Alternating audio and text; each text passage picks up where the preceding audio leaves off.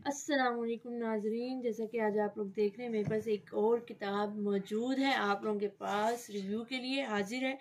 तो इस किताब का जो है इस वीडियो में आप इसकी छोटी सी समरी देंगे। नेक्स्ट वीडियो में इंशाल्लाह आप जल्द ही वो देखेंगे जिसमें हम इस किताब का रिव्यू पे बात करेंगे। ठीक है, ये किताब बेसिकली आपको जिसका नाम नज़र आ रहा है अल इस्लाम है, ये इसके बुक 2 है। इसकी 4 किताबें, बुक 1 है विंडिकेशन ऑफ इस्लाम, बुक 2 ये है, बुक 3 है कंपैरेटिव रिलीजन्स और एक और बुक 4 है। ठीक है, तो ये मैं आज सेकंड बुक की बात करने जा रही हूँ। इसका नाम है the Christian versus the cross. Christian हमारे पास बहुत से लोग मुझसे पूछते हैं जिनके भी इस किताब का यानी कि जो इसके देखते हैं। क्रिस्टियन हम लोग क्योंकि मुसलमानों का जो है एक यानी कि सिंबल है क्रिस्टियन, हलाल यानी कि पहला चांद, तो वो है। और versus the cross mean Christianity, यानी कि ये मुस्लिम्स और क्रिश्चियंस, इस्लाम और क्रिश्चियनिटी का फ़र्क बताया हुआ है। ठीक है, और ये राइटर है इसके मोहम्मद फ़ारूक कमाल। बिल्कुल अपने नाम की तरह कमाल इन्होंने लिखा है और इनकी राइटिंग बिल्कुल एक कमाल की तरह ही है। तो इसके पहले हम लोग देखते हैं कि इसमें क्या क्या चीज़ें मौजूद हैं। सबसे पहले ऑफ गॉड एंड मैन। मैं ये बता दूँ ये किताब उन लोगों के लिए बहुत बेहतरीन है, बहुत इजीली वो अंडरस्टैंड कर सकते हैं जो फ़िलोसफी को जानते हैं। यानी इसमें ऑन्टोलॉजी पे बहुत फोकस किया गया है, ख़ास तौर पर उसके तीनों एस्पेक्ट्स। ख़ास तौर पे आप कह रहे हैं ontology, not only ontology, epistemology को भी जो है इन्होंने बहुत हद तक जो है फोकस किया है। यहाँ तक कि एक्सियोलॉजी को भी बहुत इन्होंने डिस्कस किया है, यूनिवर्स के बारे में। ठीक है, ऑन्टोलॉजी में जैसे आप देख रहे हैं गॉड एंड मैन, सबसे पहले खुदा और इंसान पे बात हुई। ठीक है, यानी कि क्रिश्चियंस का खुदा क्या कहते हैं, वो उनके बारे में क्या कहते हैं और वो आदमी के बारे में क्या कहते हैं। ठीक है, और फिर किताबें हैं, यानी कि ये आप कह लें कि ये एपिस्टेमोलॉजी का पार्ट आ जाता है और इसी सिलसिले में जो है इन्होंने थोड़ा सा एक्सियोलॉजी को भी लिया हुआ है। ठीक है, लेकिन बेसिकली मैं आपको बताता हूँ ये किताब है क्या, किस तरह से लिखी गई है। ये किताब जैसा कि मैंने कहा कि बहुत कमाल तरीके से लिखी गई है।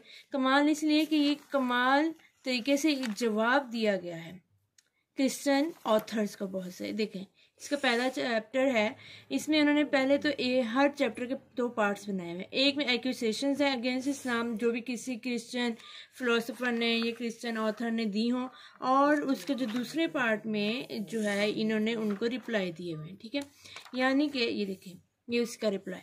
तो इस तरह से ये किताब एक नॉट ओनली ये उन्होंने जस्ट फिलोसफी को बेस बना के जो है हमें रिप्लाई दिए उन या क्रिश्चियन फिलोसफर्स को या ऑथर्स को रिप्लाई दिए, इसमें उन्होंने बाकायदा बाइबल के और कई जगहों पे हिंदुइज़्म की बुक्स यानी वेदास वगैरह को भी लिया है।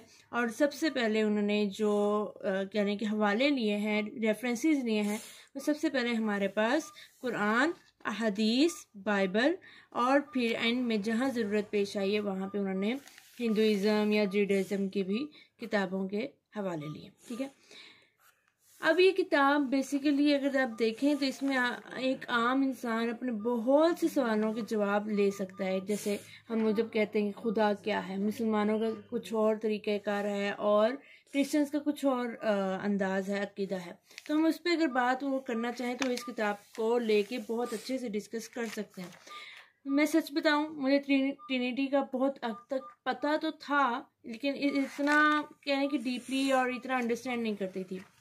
लेकिन जब मैंने इस किताब को पढ़ा तो मुझे पता चला कितना मुश्किल है इस ट्रिनिटी के कॉन्सेप्ट को समझना, जो कि ख़ुद क्रिश्चियंस भी नहीं समझ पाते। उसके लिए भी मैंने बहुत सी नेट पे रिसर्च भी की, और अगर आप लोग देखना चाहें टुवर्ड्स इटर्निटी है एक यूट्यूब पे चैनल, उसमें उन्होंने बहुत से क्रिश्चियंस के बारे में बात की हुई है। ख़ासतौर पर क्रिश्चियन ऐसे लोग जो मुस्लिम हुए हैं उन्होंने उसको बात की हुई है कि हम लोग भी इसी ट्रिनिटी कॉन्सेप्ट की वजह से जो है मुस्लिम हुए। ठीक है, फिर उन्होंने कई जगहों पे रसूलुल्लाह सल्लल्लाहु अलैहि वसल्लम की ज़ात को लेके जो है क्रिश्चियन ऑथर्स ने जो है बहुत सी बातें जब की, बहुत से कहा गया कि ये जो लास्ट सेवियर है बाइबल की निशानी के मुताबिक हज़रत ईसा अलैहिस्सलाम जो आएंगे, तो इन्होंने कुछ जगहों पे जैसे ये उन्होंने बताया कि ये जो बाइबल की जितनी भी 19 जो इन्होंने निशानियाँ बताई बाइबल में दी गई हैं लास्ट सेवियर के हवाले से, कह लें कि आखिरी नबी के हवाले से, वो सारी की सारी जो है रसूलुल्लाह सल्लल्लाहु अलैहि वसल्लम पे ही पूरी उतरती हैं। So he is the last saviour of this universe. ये अलग बात है कि क्रिश्चियंस जो हैं हज़रत ईसा अलैहिस्सलाम के दोबारा इस दुनिया में आने का इंतज़ार करते हैं कि वो लास्ट सेवियर बन के आएंगे, ठीक है। फिर होली कुरान पे बहुत से सवाल उठाए गए क्रिश्चियंस के कि जी कुरान ने ये कहा है जबकि बाइबल में ये कहा है, इधर ये क्यों कहा, इधर ये क्यों कहा। तो उसके भी इन्होंने जवाब दिए कि जिस तरह मतलब मुख्तलिफ कहने के हालात बदलते हैं उसी तरह मुख्तलिफ लॉज में भी चेंज आता है। तो अल्लाह ताला ने इसी तरह किया है कि क्रिश्चियंस को या जूस को पहले जो दिए गए थे वो बाद में चेंज कर दिए गए थोड़े से।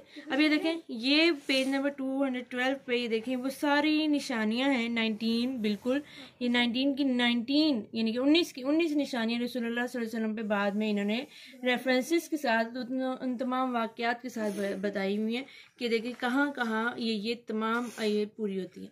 और ये सिर्फ ये नहीं बल्कि हिंदुज़म की मैंने आपको बताया कि जैसा कि बुक्स का रेफरेंस देके भी इन्होंने बताया कि उनका नाम या उन्होंने जो पेशगोइयाँ वगैरह थी वो किस तरह से पूरी हुई रसूलुल्लाह सल्लल्लाहु अलैहि वसल्लम की सूरत में, ठीक है।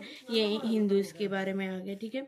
ये अब इसमें मैंने आपको बताया फ़िलासफ़ी, इसमें सबसे पहले तो मेरे ख्याल से फ़िलासफ़ी का बहुत अच्छा इन्होंने ना कहने के अकायद पे बात हुई है। फिर इसके बाद जो है इन्होंने सोशल एस्पेक्ट्स भी दिए हैं इस्लाम के और क्रिश्चियनिटी के और हिंदुज़म के भी बहुत हद तक दिए हैं, लेकिन ये चूँकि बेसिक इसका नाम भी क्रिश्चियनिटी पे था तो इन्होंने ज़्यादा फोकस क्रिश्चियनिटी और इस्लाम के ही डिफरेंस में किया है। तो विमेन के हो जाएं या आपके पास स्लेव्स यानी गुलामों के आ जाएं, यतीमों के आ जाएं, या जो भी अच्छी यानी कि अखलाक हसना, अखलाक रजीला, इन पे इन्होंने अलग से बनाया। हकूकुल्लाह, हकूकुल इबाद भी इन्होंने अलग से सेशन यानी कि चैप्टर बनाया हुआ है। तो ये किताब एक पूरी जैसे कहने कि स्टेप बाय स्टेप इन्होंने बनाई हुई है। सबसे पहले खुदा का कॉन्सेप्ट, फिर नबियों का कॉन्सेप्ट, फिर किताबों का कॉन्सेप्ट, फिर नेक्स्ट जो सोशल वैल्यूज़ हैं उन पे आए। ये देखिए, ये बुरी आदत जैसे कि हैं ये आपके पास ब्राइबरी है, आपके सामने हिपोक्रेसी है, जो बताया हुआ कि इस्लाम क्या कहता है, ठीक है।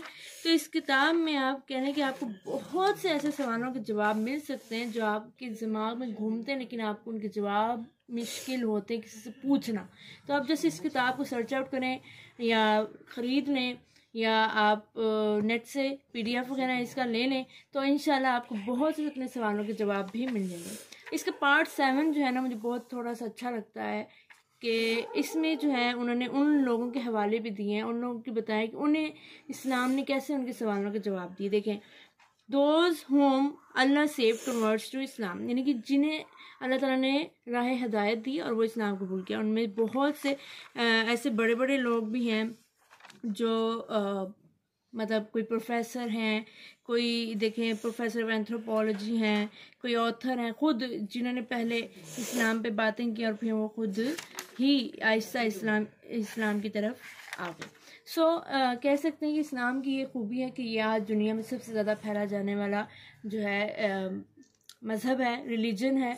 तो इसी वजह से कि इस्लाम के कॉन्सेप्ट बहुत इजी हैं, इसकी तालीमात बहुत इजी हैं। दूसरे जो मज़ाहिब हैं उन्होंने क्योंकि उनके जो लोगों ने, उनके मानने वालों ने ख़ुद से उनमें तब्दीलियाँ की तो आम इंसान को समझ नहीं पाता। उनके पास इतनी दलाइल नहीं है, इतने लॉजिक्स नहीं है कि वो अपनी ही बातों को पूरा कर सकें, ठीक है।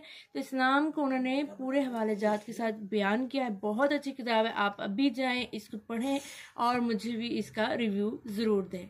अल्लाह हाफिज़। अगली वीडियो तक का इंतज़ार कीजिएगा, कहीं मत जाइएगा। इसका रिव्यू के लिए मैं आपको नेक्स्ट वीडियो आपको ज़रूर शेयर करूँगी इंशाल्लाह। और तब तक आप इस वीडियो को देखें और इस किताब को पढ़ें और फिर मुझे बताएं कमेंट में कि आपको ये किताब कैसी लगी। अल्लाह हाफिज़।